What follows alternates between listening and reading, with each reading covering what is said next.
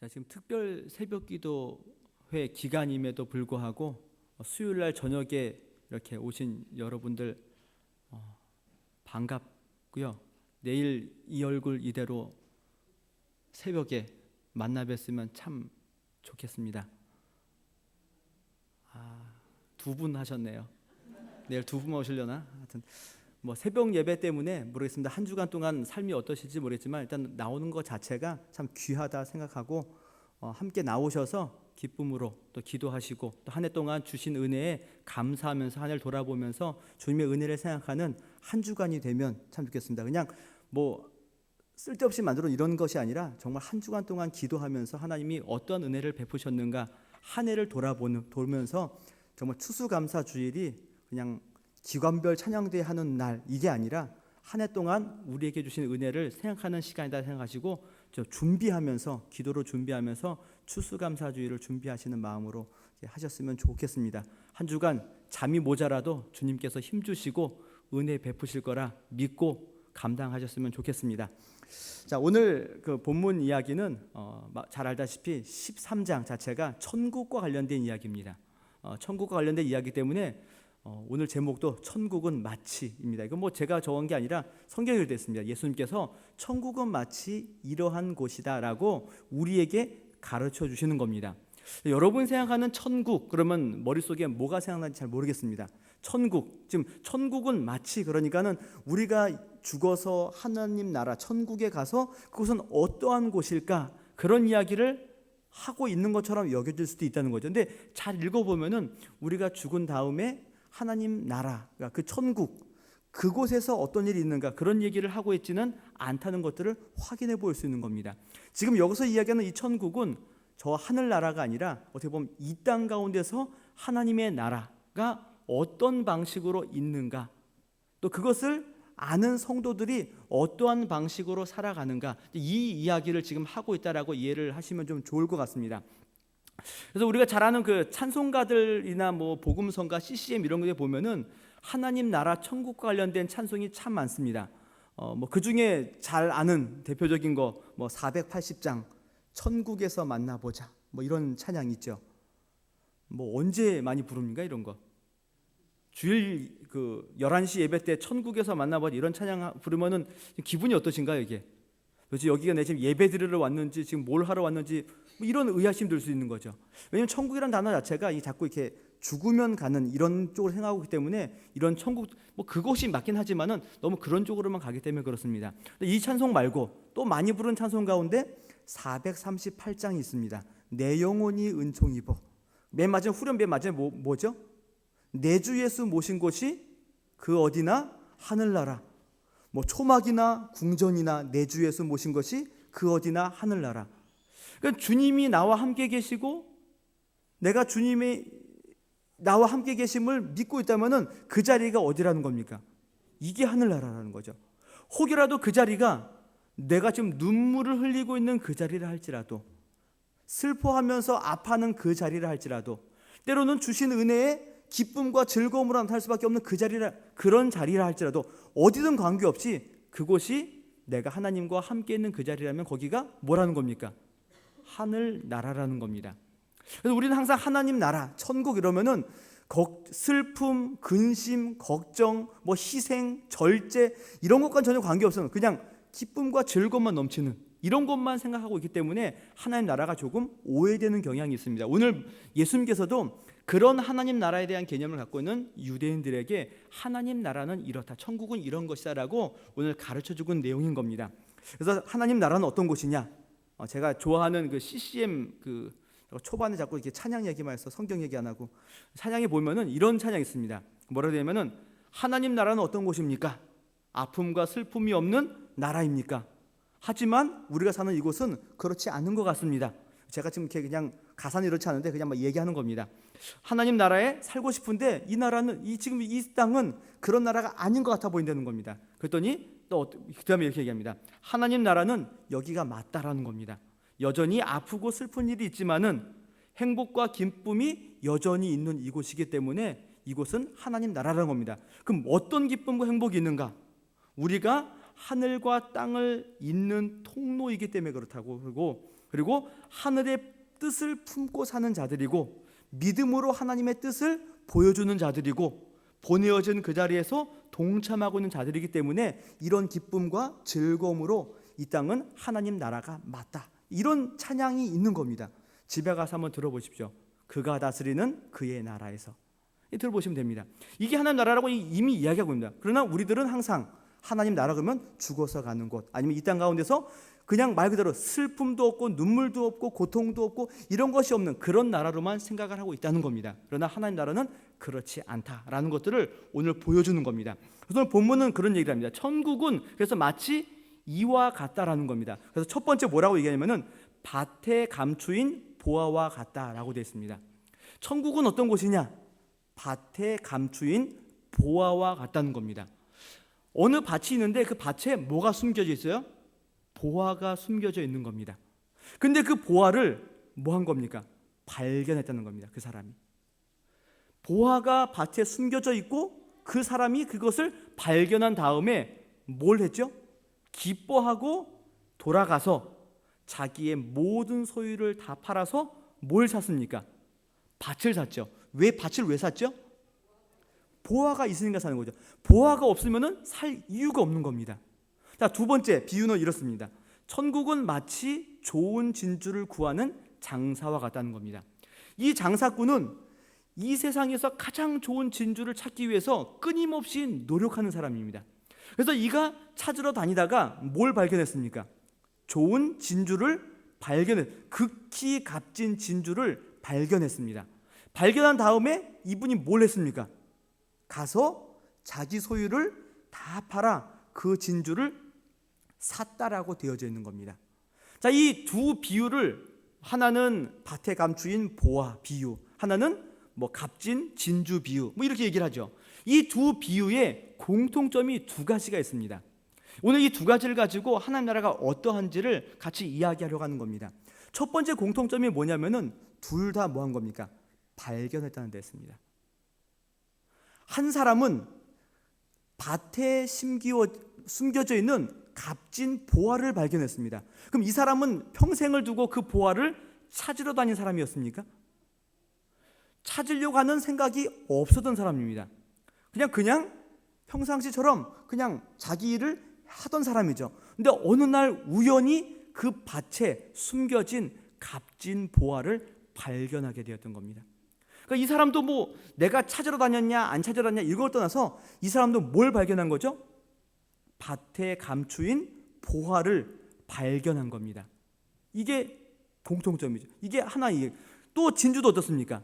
이 사람은 가장 좋은 진주를 찾기 위해서 돌아다녔는데 어떻게 됐습니까? 값진 진주를 발견했습니다. 두 가지 비유의 공통점은 발견했습니다. 발견. 이게 뭐냐면은 가장 좋은 것이 무엇인지 아는 것을 발견했다는 겁니다. 첫 번째 공통점은 발견한 겁니다. 뭐가 좋고 나쁜지를 발견하는 일들이 있는 거예요. 한 사람은 모르고 우연히 발견했고 한 사람은 찾기 위해 노력하다 발견한 겁니다. 이런 거는 이게 뭐냐 이런 거는 좀 이야기하지 않고 어쨌든 두 사람 다 똑같이 뭐냐면 발견했다는 데 있습니다. 그러면 이 발견이라는 거는 한 사람은 노력했고 한 사람은 노력하지 않은 상태인 겁니다. 이게 중요한 것이 아니라 발견 그 자체가 하나님의 은혜임을 우리에게 보여주는 겁니다. 내가 아무리 찾으려고 해도 찾을 수 있습니까? 없습니까? 없는 게 너무나 많습니다. 그렇기 때문에 내가 노력을 했건 노력을 하지 않았건 발견 그 자체는 하나님의 은혜에 있다는 것들을 우리에게 확인시켜주는 겁니다. 그래서 감추인 보화이건 좋은 진주이건 이것을 알고 발견하고 그것을 했다는 것 자체가 하나님의 은혜의 손길임을 저와 여러분들이 확인해 볼 수 있는 겁니다. 그래서 이 천국과 관련된 이 모든 내용들은 하나님께서 은혜로 우리에게 가르쳐 주시지 않다면 그 누구도 알 수 없고 발견할 수 없는 것들임을 우리에게 가르쳐 주고 있는 겁니다. 아마 여러분들도 마찬가지일 겁니다. 내가 예수 그리스도를 믿는 이 일들, 이게 어떻게 보면 나중에 후반부에 얘기했지만 이것이 우리의 가장 큰 가치이고 가장 큰 복이고 가장 큰 보화입니다. 근데 이것을 여러분 어떻게 발견하셨습니까? 찾아다니셨습니까? 아니면 돌아다니다가 우연히 발견하셨습니까? 각자 다 틀리다는 겁니다. 그러나 중요한 거는 다 발견하고 이것이 가장 좋다는 것을 알고 이 자리에 와 계시는 겁니다. 주님의 일을 하고 하나님을 믿고 예배하고 하는 이 일이 얼마나 귀한 일인지 알고 이곳에 와 있는 겁니다. 예수님 믿어서 좋은 게 뭐가 있습니까? 예수님 믿기 전과 예수님 믿은 후에 뭐가 달라졌습니까? 내가 포기해야 되고 어떻게 보면 내가 희생해야 되고 내가 버려야 될 것들이 더 많습니다. 이게 예수 믿는 일인 겁니다. 그런데 그 모든 것들도 감내하면서 예수를 믿는 이유가 어디에 있습니까? 그것보다 더 귀하고 좋은 일이 없기 때문에 그렇습니다. 세상 사람들은 저와 연우를 보면서 참 불쌍한 사람들이다라고 이야기할 겁니다. 왜 그러냐면은 아무런 가치가 없어 보이는 이 일에 매달려 있기 때문에 그렇습니다. 주일날 하루 쉬는 날인데 늦잠도 못 자고 교회에 와서 예배 드려야 되죠. 놀러도 못 가고 또 교사를 하거나 찬양대를 하면 어떻습니까? 남들은 10시 50분에 오기도 하고 11시에 오기도 하는데 찬양대를 하거나 교사를 하는 분들은 몇 시에 옵니까? 뭐 찬양대는 제가 알기로는 9시 반에 오는 걸로 알고 있고 교사들은 9시 예배를 드리기 때문에 최소한 8시 50분까지 와야 되는 걸로 저는 알고 있습니다. 왜 그렇게 합니까? 왜 그렇게 하죠? 그게 가장 귀한 일인 것을 알기 때문에, 발견했기 때문에 그렇습니다. 이것을 발견하지 못하면은 이것이 얼마나 좋은 일인지 모르기 때문에 안 하게 되어 있습니다. 그러나 우리는 알고 발견했기 때문에 이 자리에 있는 겁니다. 수요일 날 이 시간에 여기 왜 나와 계신 겁니까? 여기 왜 오셨습니까? 이게 가장 큰 여러분들의 귀한 것으로 여겼기 때문에 오시는 거예요. 감추어진 보화와도 같고 값진 진주와도 같은 것이 이곳에 있기 때문에 오신 거 아닙니까? 지금 집에서 그냥 밥 먹고 씻고 두 다리 쫙 펴고 누워서 TV 보고 과일 하나 깎아 먹고 이게 더 좋아 보이지 않습니까? 그러나 그것보다도 여기에 나와서 예배하는 이 일이 훨씬 좋기 때문에 이곳에 온 겁니다. 이 가치를 발견하는 것 자체가 은혜라는 것들을 우리에게 보여주는 겁니다. 제가 저랑 친한 목사님 사모님 이야기를 하나 해드릴게요. 길기 때문에 제가 그냥 간략하게 후다닥 이야기를 할게요. 이분이 청년 시절에 2년, 그러니까 1년 동안 아버지가 돌아가시고 어머니가 돌아가셨습니다. 1년 동안. 그러니까 양 부모를 1년 동안 다 잃어버린 겁니다. 한 번은 단기 선교를 나갔는데 거기에 나가 있는 상태에서 부모님의 죽음을 소식을 듣고 돌아왔다가 다 장례 끝나고 다시 또 그곳에 가서 선교를 하고 돌아온 겁니다. 근데 그 청년을 지도하고 있었던 담당 교육자가 1년 동안 두 부모를 다 잃었기 때문에 참 마음이 상심될 것 같아서 조금 쉬라고 그 사모님이 찬양을 잘합니다. 그래서 찬양팀에 있는 일들을 그만둬도 된다고 이렇게 권면을 한 거죠. 좋은 의도로 권면을 한 겁니다. 그랬더니 지금은 사모님은 그때 청년이 그 교육자에게 뭐라 이야기하면은 지금 나에게 유일한 기쁨과 즐거움은 여기에 있는데 이것까지 뺏어 가시면은 저는 어떻게 신앙생활 합니까? 라고 이야기를 했다는 겁니다. 이게 감추인 보화와 값진 진주를 발견한 사람들의 특징인 겁니다. 이 세상 사람들은 그것은 별로 좋지 않다, 옳지 않다, 가치가 없다, 이것은 돈도 안 된다, 이것은 아무런 영양가도 없다, 그렇게 이야기한다 할지라도 그리스도를 믿는 성도들이 신앙을 가지고 있다면은 이것을 가장 귀하게 여기고 즐겁게 여기고 기쁨으로 알고 걸어가는 것, 이것이 가치를 알고 이것의 귀중함을 아는 성도들의 모습인 겁니다. 오늘 저와 여러분들이 이런 자리에 서 계셔야 되는 겁니다. 이게 첫 번째 공통점입니다. 발견한 겁니다. 발견한 사람들인 겁니다. 그러면 이 발견한 사람들은 어떻게, 또 두 번째 공통점으로 이 발견한 사람들은 뭘 하는가라고 했을 적에 결과가 똑같습니다. 우연히 발견했던, 일부러 찾아다녔던 두 사람의 특징이 어떤 결과가 나타나냐면은 자기의 모든 소유를 다 팔아 그것을 사는 겁니다. 뭘 했다고요? 자기의 모든 소유를 다 팔아다가 그것을 샀다는 겁니다. 그래서 한편으로 성도들은 그 가치를 안다면은 그 가치를 위해서, 그 귀중함을 위해서 뭐 하는 겁니까? 나의 전부를 거기에 걸 수 있는 성도가 되셔야 되는 겁니다. 뭐 도박으로 비유하기는, 이 귀한 이야기를 제가 도박으로밖에 비유 못하는 저를 좀 용서해 주십시오. 말 그대로 뭐 하는 겁니까? 올인하는 거죠. 올인인 겁니다. 이게 가장 귀한 일이라면은 나의 그 모든 생애와 시간과 물질과 내 건강과 모든 것들을 거기에 두는 겁니다. 그리고는 그것을 사기 위해서, 얻기 위해서 끊임없이 노력하는 거죠. 근데 이렇게 생각하시면 안 됩니다. 오늘 본문을 보게 되면은 마치 뭐가 가냐면 왠지 좋은 것에 투자하는 것 같은 느낌이 듭니다. 그럼 신앙은 투자냐? 뭐 이렇게 보실 수도 있게, 본문이 그렇게 되어 있습니다. 왜 그렇죠? 밭에 뭐가 있습니까? 보화가 있죠. 보화가 있으니까 뭐 하는 겁니까? 자기의 전 소유를 다 팔아서 그 밭을 사는 겁니다. 왜 그렇죠? 보화가 있기 때문에 그렇죠. 근데 사람들이 무슨 생각합니까? 어차피 내 소유를 다 팔아서 밭을 사서 그 보물을 가질 수 있다면은 내 소유가 있어도 뭐가 남습니까? 땅도 남고 보화도 남으니까 이거는 훨씬 더 이익이지 않습니까? 이런 생각을 할 수 있다는 겁니다. 본문이 그런 이야기하는 건가요? 우리가 하나님의 나라를 위해서 뭔가 투자하고 거기에 우리가 열심을 내고 노력했다면은 그 이상으로 우리가 흔히 좋아하는 30배, 60배, 100배가 우리에게 결실을 맺는다, 이 얘기를 하자는 겁니까 지금? 그 얘기가 아닌 거죠.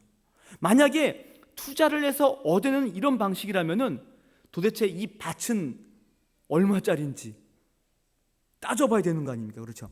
내가 가진 재산은 500만 원밖에 없는데 밭은 한 평에 1억, 어떻게 삽니까? 누가 나에게 그 1억 이상 되는 돈을 누가 나에게 빌려줍니까? 이런 차원이 아닌 거죠. 만약에 이 우리나라에서 가장 제일 돈 많은 부자가 이런 걸 봤다면은 이거 다 사겠습니까? 안 사겠습니까?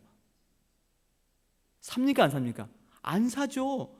밭에 보화가 묻혀 있어봐야 얼마나 묻혀 있겠습니까? 누가 삽니까? 안 산다고요. 뭐 저 같은 사람은 사겠죠. 이 밭에 뭐 금덩어리 하나 있으면은 사겠죠. 막 좋아서. 그러다 대기업 회장이 거기에 눈 하나 깜짝하겠냐는 거 아니라는 겁니다. 이건 뭐냐면은 우리가 가지고 있는 이 감추인 보화와 값진 진주는 우리의 전부를 다 거기에 들여놔도 비교할 수 없을 만큼 귀하고 좋은 것이기 때문에 그렇습니다. 그것을 발견하는 겁니다. 성경은 그 얘기를 하고 있다고요. 우리가 얼마를 투자했더니 얼마를 벌어들였다, 이런 사업 논리가 아니라 지금 이 감추인 보화와 나의 전부를 다 바꿔도 이것보다 더 못하다는 것을 알기 때문에 거기에 투자를 하는 거죠. 거기에 전생애를 거는 겁니다. 사도 바울이 이런 이야기를 하죠. 빌립보서에 보면은 사도 바울이 이렇게 얘기합니다.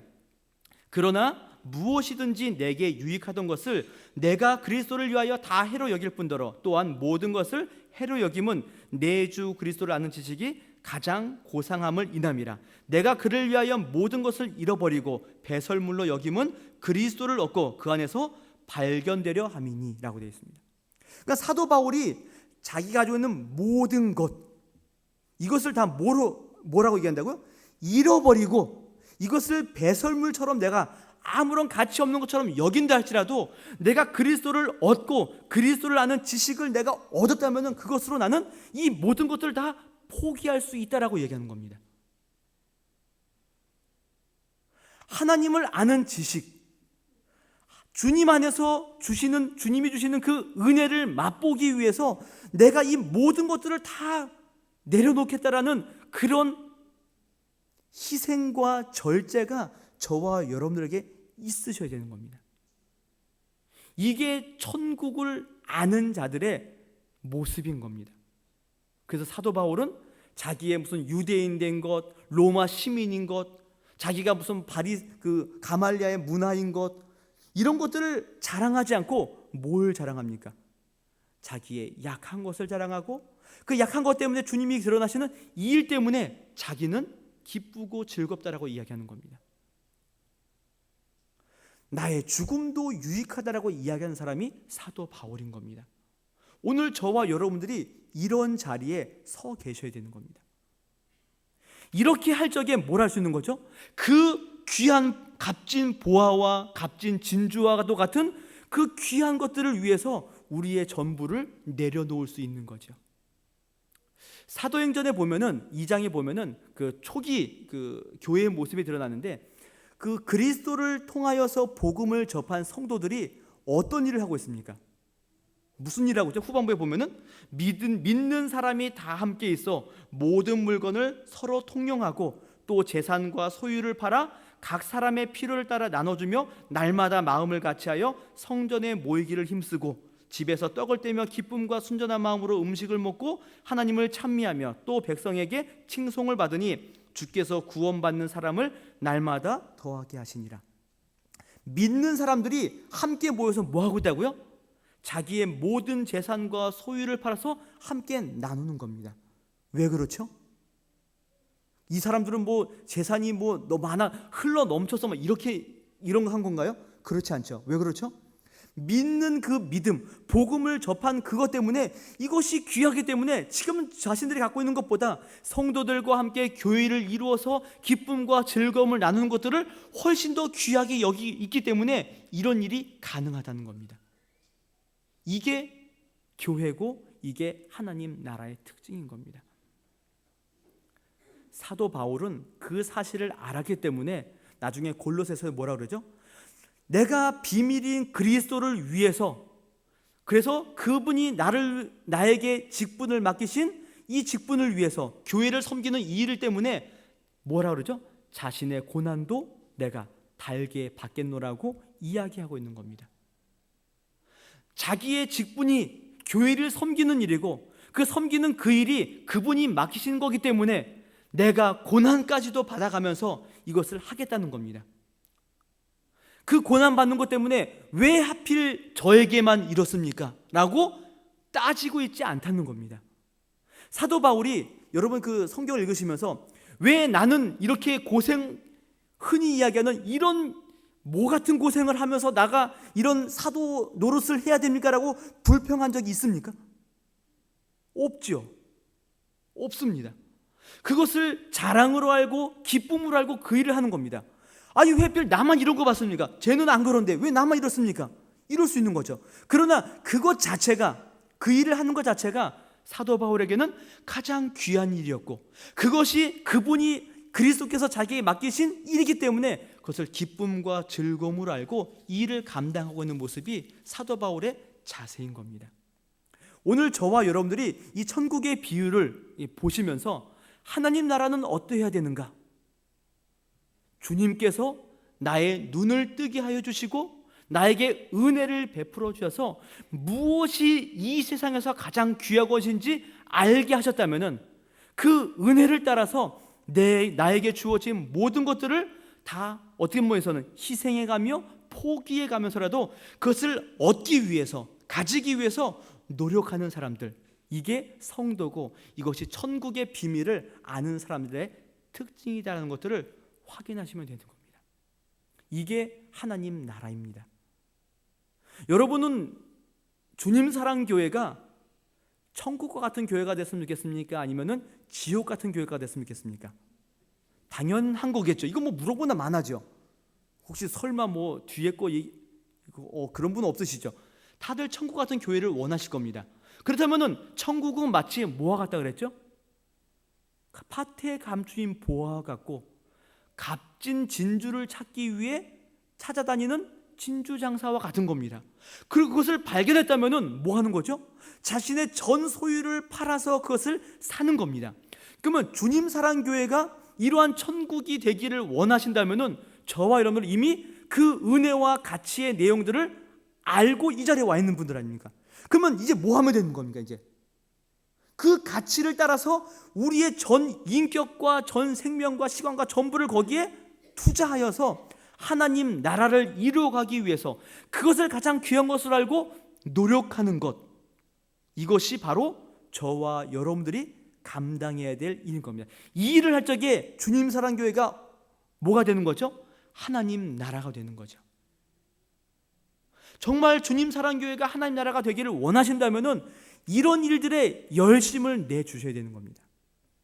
오늘 13장 앞부분에 보면은 씨 뿌리는 비유가 나오죠. 그 씨 뿌리는 비유도 천국의 비유인 겁니다. 그럼 그 천국의 비유의 마지막 핵심이 뭐죠? 그 씨가 좋은 밭에 뿌려져서 뭘 맺는 거죠? 100배, 60배, 30배의 결실을 맺는 것. 이게 하나님 나라인 겁니다. 그럼 저와 여러분들도 이러한 하나님의 말씀으로 인하여서 그분의 씨를 받은 자답게 좋은 밭이 되어서 그분의 말씀대로 순종하여서 그분의 말씀에 의해서 100배, 60배, 30배의 열매를 맺혀나가는 일들을 해나가는 것, 이게 하나님 나라를 아는 사람들의 특징인 겁니다. 이 일을 하시라는 겁니다. 이제 그 생명을 받았지 않습니까? 그 귀한 것들을 발견하고 이제 와 계시는 거 아닙니까? 그럼 이제 그 생명을 받았다면 그 생명을 가지고 뭘 하시는? 생명을 낳으셔야죠. 주님이 나에게 생명을 주셨는데 나 생명 주셨어. 이것만 부여잡고 기쁘다 즐겁다 이렇게 할 일이 아니라 그 생명을 따라서 뭘 하면 됩니까? 그 생명의 귀중함을 안다면 그 생명을 낳는 자로 살아가셔야 되는 겁니다. 예수님께서 그 생명을 나누기 위해서 뭘 하셨습니까? 요한복음 10장에 이런 얘기를 하고 계시죠. 내가 진실로 진실로 너에게 이르노니 한 알의 밀알이 땅에 떨어져 죽지 아니하면 한 알 그대로 있고 죽으면 많은 열매를 맺느니라 라고 되어 있습니다. 이 얘기는 뭐냐면은 예수님께서 십자가의 죽으심으로 많은 사람들을 구원의 길로 인도하겠다, 그 얘기를 하고 계시는 겁니다. 그럼 우리도 동일하게 그분의 그 생명을 받은 자라면은 우리도 똑같이 뭐 해야 되는 거예요? 그 생명을 낳으셔야죠. 그럼 내가 죽어서 낳느냐, 내가 죽어서 그 사람을 구원하느냐, 이런 차원은 그건 주님이 하실 일이고, 우리는 뭐 하죠?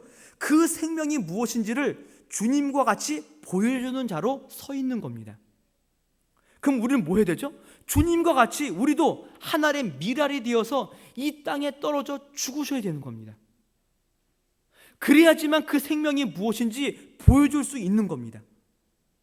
내가 살아서, 내가 나타나서 그 나라가 이루어지지 않고 열매가 맺혀지지 않습니다. 내가 죽어야지만 맺혀지는 게 생명이고 열매인 겁니다. 그 길을 저와 여러분들이 가셔야 되는 겁니다. 이름 없이 빛도 없이 감사하며 섬기리라. 많이 들어보셨죠? 이건 그냥 임직 받을 적에만 그냥 부르시는 그런 찬양이 아니라 모든 사람이 같이 가셔야 되는 겁니다. 그분의 생명을 받으셨다면 이 길을 같이 가셔야 되는 겁니다. 그래서 저와 여러분들이 한번 점검해 보시면 좋겠습니다. 지금 나는 나에게 있는 힘과 시간과 재물과 건강을 어디에 쓰고 있는가 한번 돌아보셨으면 좋겠습니다. 지금 내가 가지고 있는 시간과 힘과 재물과 능력과 지혜를 나는 교회 안에서 무엇을 얻기 위해 쓰고 있는가 한번 돌아보십시오. 내가 교회를 위한다고 봉사하고 거기다 힘을 쏟고 시간을 쏟고 거기에 물질을 들이고 뭔가를 다 합니다. 근데 뭘 얻기 위해서 그걸 하십니까 지금? 내가 이 교회와 이곳에서 제일이 되기 위해서 그 일을 하고 있는지, 내가 돈이 얼마나 많은지를 뽐내기 위해서 그 일을 하고 있는지, 내가 이만큼 힘이 있다는 걸 보여주기 위해서 그 일을 하고 있는지, 아니면은 주님과 같이 한 알의 밀알이 되기 위하여서 그 일을 하고 있는지 살펴보시라는 겁니다. 이게 하나님 나라의 특징인 겁니다. 그래서 제가 여러분들에게 몇 가지 제안을 좀 드리려고 합니다. 첫 번째는 눈에 보이지 않는 곳에 여러분들이 열심을 내어주셨으면 좋겠습니다. 그곳에 기도와 관심을 많이 쏟아주셨으면 좋겠습니다. 눈에 보이지 않는 그것, 뭐가 있을까요? 다른 것보다도 사람을 키우는 일에 온 성도들이 함께 열심을 내어주시면 좋겠습니다.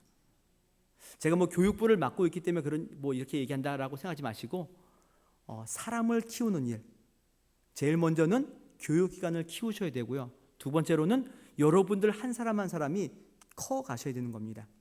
그래서 교육은 실제로 교육부서만 하는 게 아니라 실제로 누가 받으셔야 되는 겁니까? 다 받으셔야 됩니다. 나는 컸으니까 나는 교육받을 필요가 없어. 여러분들도 다 교육을 받으셔야 됩니다. 그 교육을 받으셔야 됩니다. 그래서 사람을 키우는 일에 저와 여러분들이 거기에 모든 일을 이렇게 감당했으면 좋겠습니다. 거기에 힘과 시간과 물질과 모든 지혜를 거기에 동원해 주셨으면 좋겠습니다. 그래서 제가 그냥 뭐 항상 하는 이야기지만, 뭐 담임 목사님도 항상 하는 이야기지만, 교육기관을 보면서 야, 교육기관에 이만큼 투자했는데 어떤 결과를 냈느냐, 이런 거 안 하셨으면 좋겠습니다. 그리고 또 이런 거 있죠. 뭐 예산 편성할 때가 얼마 안 남아서 제가 이런 얘기 드리는 거 아니라 그냥 기회가 돼서 그냥 이야기하는 겁니다. 예산 편성하실 적에 교육기관에 어떤 그 예산을 배정할 적에 몇 명 나옵니까? 이런 걸 가지고 우리 이렇게 예산을 짜는 일은 좀 안 하셨으면 좋겠습니다. 여러분도 자녀를 키워보셨겠지만은 뭐 자녀의 교육을 할 적에, 뭐 사교육 얘기를 할 적에 자녀가 여러 명 있는데 3명 있는데 공부를 잘하는 애가 있고 공부를 못하는 애가 있을 수 있죠. 그렇죠? 그래서 여러분 누구에게 더 많은 투자를 하시겠습니까? 누구에게 더 많은 과외를 붙이실 겁니까? 어차피 너는 못하니까 너는 그냥 떨어져. 우리는 잘하는 놈만 키워. 이러십니까? 혹시 그러신가요? 못하는 아이에게 더 많은 관심을 쏟고 거기에 더 투자를 해야 되겠죠. 교회도 마찬가지입니다. 어느 기관은 뭐 잘 되고 어느 기관 못하고 이런 거 보지 마시고 그냥 혹시라도 저희 교회 안에 조금 약한 부서가 있다면 뭐 하면 됩니까? 더 힘을 실어주셔요. 거기에 더 많이 기도해 주시고 더 많은 것들을 배정해 주셔야죠. 그래야 힘을 낼 거 아닙니까? 그러나 이런 방식이 아니라 몇 명? 헌금 얼마? 그러니까 너네는 얼마? 이런 방식으로 하지 않았으면 좋겠습니다. 왜냐하면 저와 여러분들은 그 생명을 받았고 그 생명을 나누는 자리에 있습니다. 이 생명은 돈으로, 머릿수로 이런 걸로 판단될 문제가 아니라 한 영혼이 천하보다 귀하고 온 기관이 함께 간다면 이런 눈에 보이지 않는 곳에 함께 같이 일을 하셨으면 좋겠습니다. 그래서 봉사도 내가 얼마나 이 일을 잘하는가를 뽐내는 자리가 아니라 내가 이 자리에 있어서 저 사람을 세우겠노라고 다짐하면서 그 일을 맡으셨으면 좋겠습니다. 나 이만큼 잘합니다가 아니라 내가 이 일을 통해서 저 사람은 내가 섬기겠다. 저 사람을 내가 키우겠다. 이런 각오를 가지고 교회 일을 감당하셨으면 좋겠습니다. 또 두 번째로는 똑같은 이야기인 겁니다. 여러분들이 티가 나지 않는 자리에 많이 있으셨으면 좋겠습니다. 아까는 눈에 보이지 않는 거 얘기했죠. 이번에는 뭐죠? 티 안 나는 자리에 많은 분들이 좀 있으셨으면 좋겠습니다. 티 안 나는 자리는 어딘가요? 어디가 티 안 나? 어디라고요? 교육부서인가요? 뭐 그럴 수 있겠죠. 티 안 나는 자리 상당히 많습니다. 3D 업종 있죠. 3D 업종. 세상에서도 싫어하는 3D 업종 뭐가 있나요? 힘들고 더럽고 위험하고. 그럼 교회 안에서 힘들고 더럽고 어려운 일은 어디에 있습니까? 다들 잘 아실 겁니다. 힘든 일 어디가 제일 힘드나요? 식당. 안 힘든가요? 저는 식당 힘든 것 같은데. 식당 이런데. 또 더러운 데 어디 있습니까?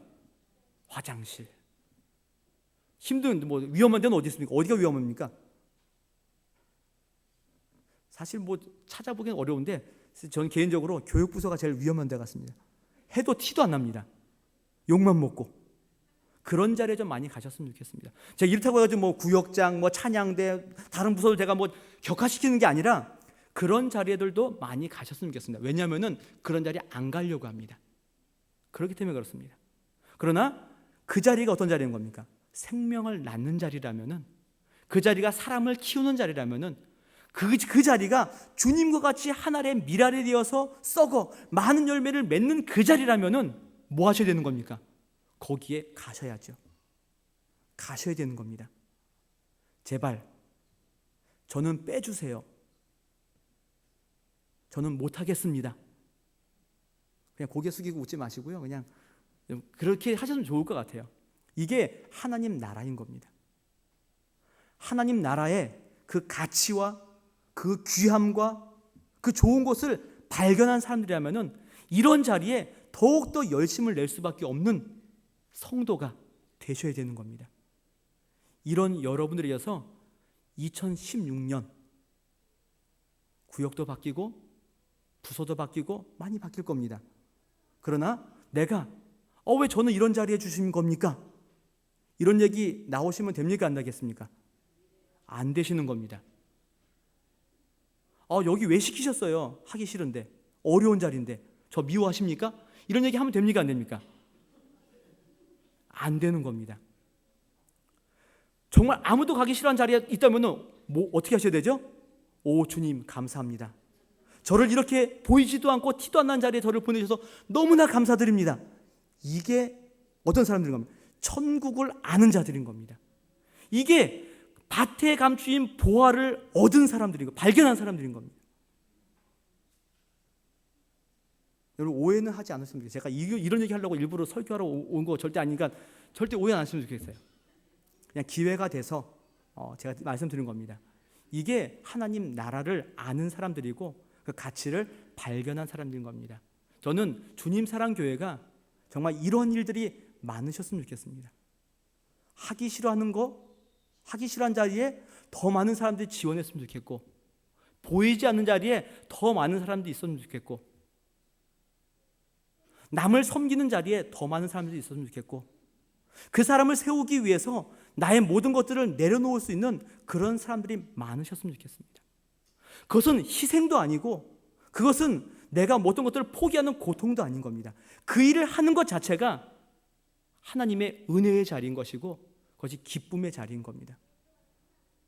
때로는 뒤에서 울 수 있겠죠. 왜 나는 맨날 20년 동안 이 자리인 겁니까? 누울 수도 있습니다.